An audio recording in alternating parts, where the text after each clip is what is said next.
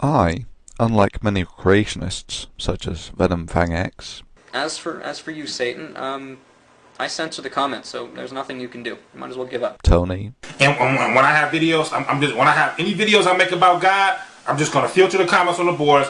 I'm not allowing them to comment on my motherfucking boards.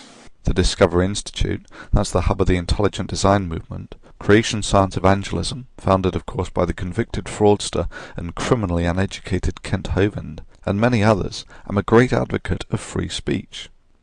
Free speech is worthless unless you are willing to let people say things you do not like. To this end, if someone is making a point, you must let them do it, no matter how demonstrably wrong what they are saying is.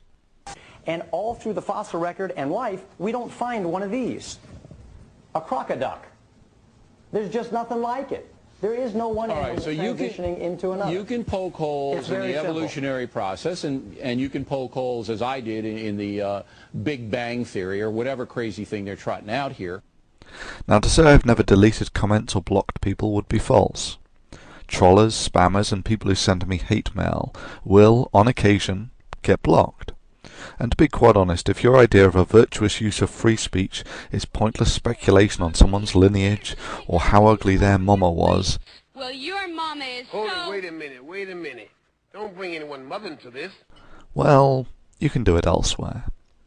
Similarly, if your idea of free speech is simply repeatedly copying and pasting from other websites, then you are performing a task more befitting of a computer. Indeed, YouTube clearly has algorithms in place that automatically mark such comments as spam.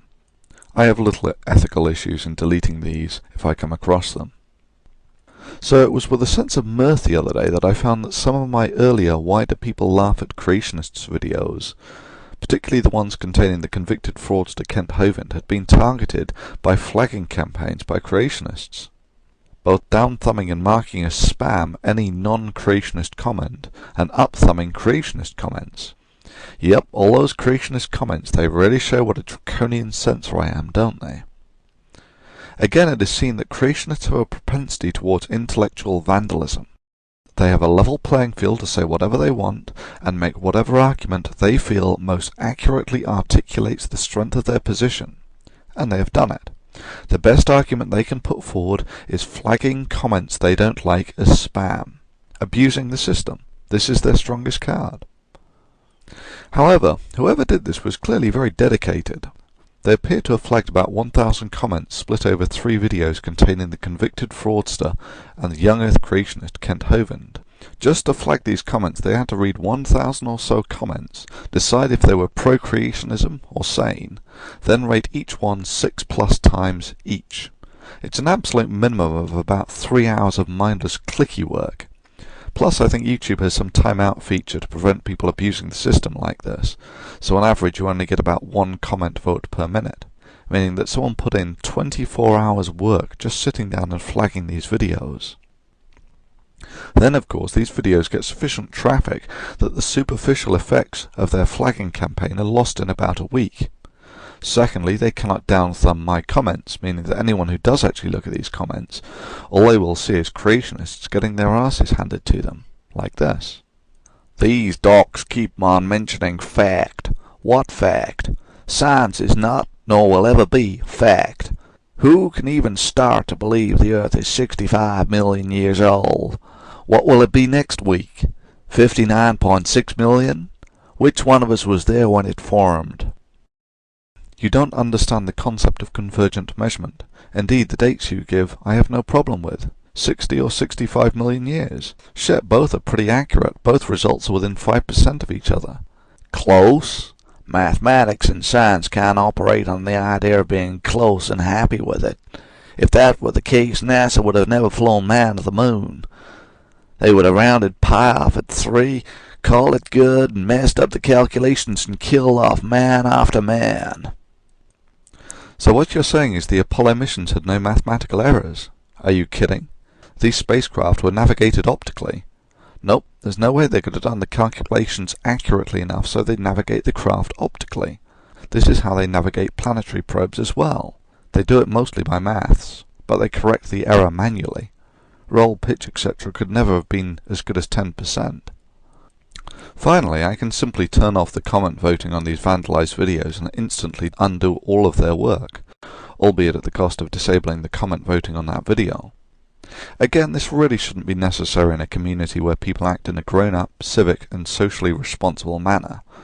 Evidently, this is simply too much to ask of creationists. Ultimately, it doesn't matter what creationists do. These videos remain as a universally available and increasingly popular source of immunization against the poisonous little creationist cult of anti-intellectualism, anti-knowledge, anti-science and anti-free speech. You see, what the creationists haven't realized is that censorship, ultimately, is internally destructive. Free speech is not just a virtue, it was necessary in the development of our civilization. All progress relies on freedom of information and networks of information. This has been the core of the scientific method on which our civilization is founded. What sort of world would we live in today if Einstein, Newton and Galileo had all kept their ideas to themselves? Process necessitates the examination of the veracity of the status quo, a process that the scientific community in the open marketplace of ideas is ruthlessly good at. You simply cannot attain this sort of progress in an environment of censorship. Can you, Galileo?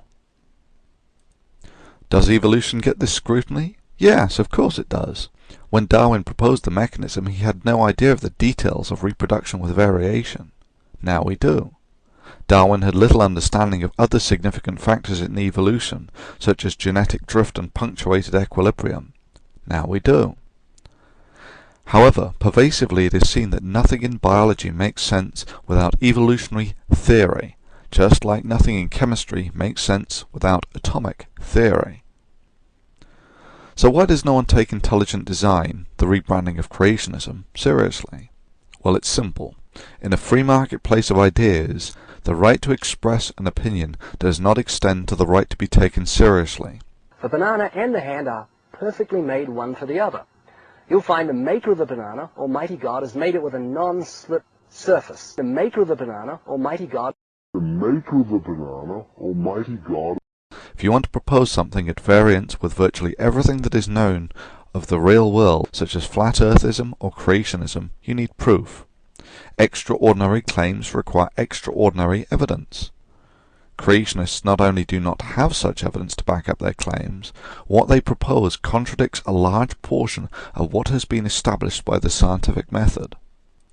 Further, what can be claimed without evidence can be dismissed without evidence. A point that is self-evident is if you can claim something without evidence, you can make the counterclaim without evidence with equal validity. With every other video I've made, they stand on their merits and get rated as such.